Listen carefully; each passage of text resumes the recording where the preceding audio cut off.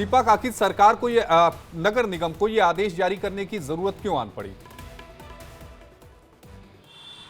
देखिए, बिल्कुल जयपुर जो ग्रेटर मेयर है सौम्या गुर्जर, उन्होंने अभी 10 से 15 दिन पहले ये आदेश पारित कर दिया था। उन्होंने कहा है आदेश होना बाकी और कार्रवाई अब उसके बाद होना शुरू होगी। दरअसल उन्होंने ये कहा था कि लोगों की धार्मिक भावना जो है वो आहत होती है। एक समुदाय, लोगों की धार्मिक भावनाएं जो है दीपक, वो अचानक आहत होने लगी क्या? अचानक आहत होती हैं क्या भावनाएं?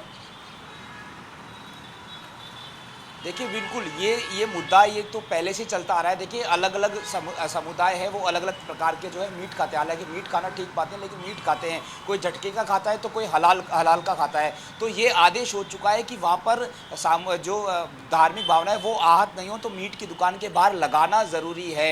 उससे उनको मालूम हो जाएगा कि ये मीट झटके का है कि ये हलाल का है। अब ये जो मुद्दा है वो चर्चा का विषय बन समाज चुका को है। दो अलग अलग वर्गों में बांटने की कोशिश हो रही है क्या? देखिए, बिल्कुल ये बात बिल्कुल आप मान सकते हैं कि ऐसा बिल्कुल संभव है, लेकिन एक अलग अलग समाज की अलग अलग एक नियम कायदे कानून होते हैं। जो एक समुदाय है वो झटके का मीट खाता है और एक समुदाय वो हलाल का खाता है। ये कहाँ लिखा हुआ है? ये कहाँ लिखा हुआ है कि ये समुदाय में ये बात मानी जाती है? राइट टू चॉइस है, मैं कहीं भी खाऊं। ये निगम थोड़ी ना तय करेगा कि मैं कहां से सामान लूं, कहां से नहीं लूं।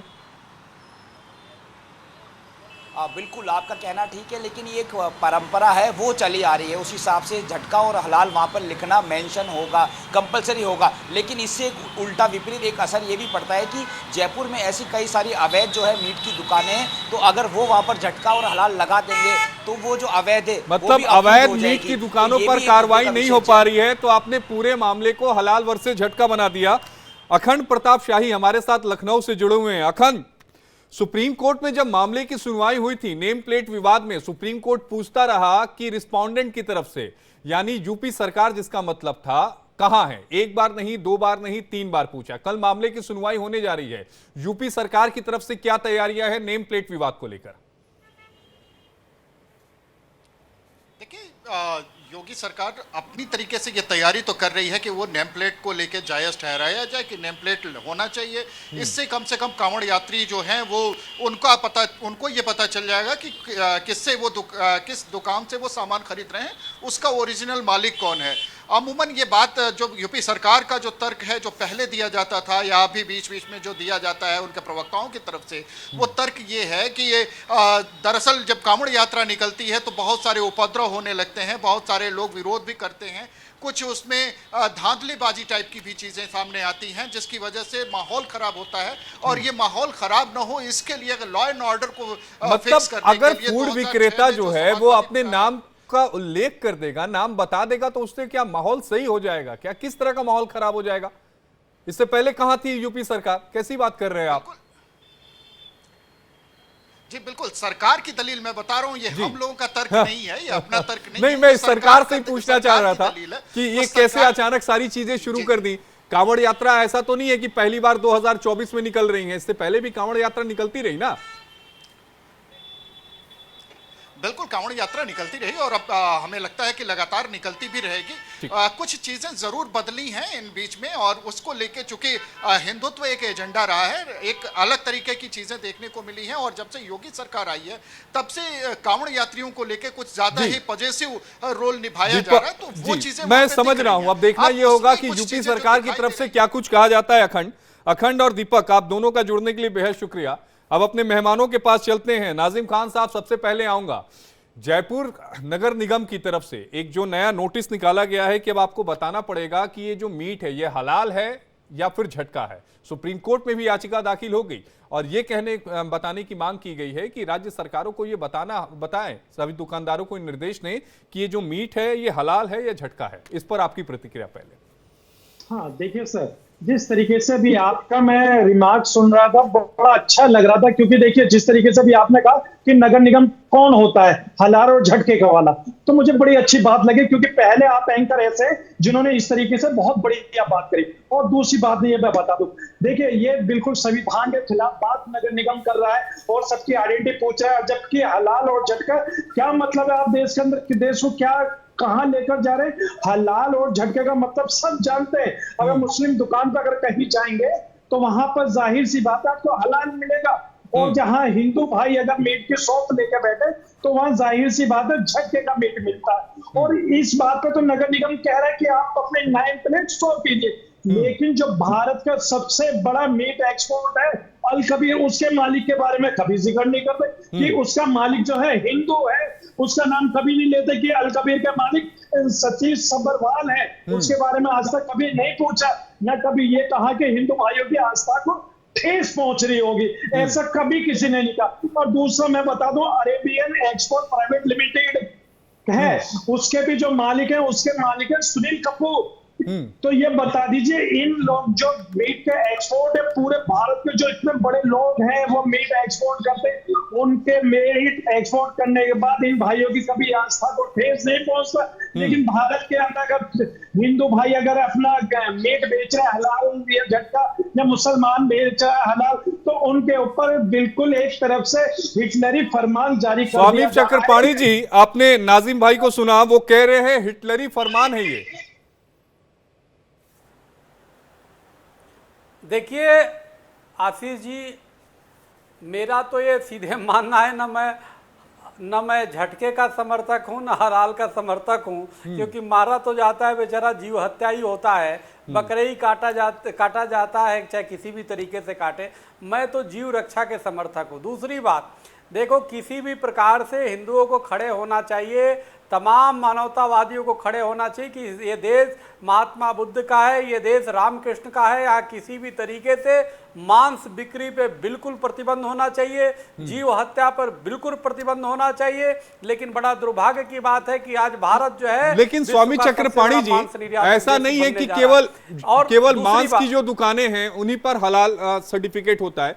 कई सारे ऐसे प्रोडक्ट्स हैं जिन पर हलाल सर्टिफिकेट होता है, आपको ध्यान में होगा। जी जी जी, देखिए इनके हलाल का, हाँ मैं वही पे आ रहा हूँ आशीष जी, इनके हलाल का मतलब ये होता है कि जैसे हम इन कोई भी चीज अपनी कलमा पढ़ के या अपने कोई कर देते हैं तो कहते हैं हलाल हो गया, यानी पवित्र इनको माना जाता है। लेकिन सवाल थूक, कई सिया जो है वो थूक के देते हैं, वो कहते हैं ये हलाल हो गया। तो ये अपनी अपनी इनकी मानता है, लेकिन इनकी हलाल हमारे ये मान्य नहीं है। आज जो मुजफ्फरनगर ने जो पहले जो लागू किया था वह बिल्कुल सही था। माननीय कोर्ट को कहीं ना कहीं इन लोगों ने गुमराह किया है, इनके अधिवक्ताओं ने गुमराह किया है, और निश्चित रूप से मुझे पूरा विश्वास है कि माननीय सर्वोच्च न्यायालय उस फैसला देगा, वो पक्ष में देगा। अच्छा, गुमराह कैसे कर दिया चक्रपाणी जी? नाम उजागर चक्रपाणी जी, गुमराह कैसे किया बताइए तो, मैं समझना चाहता हूं।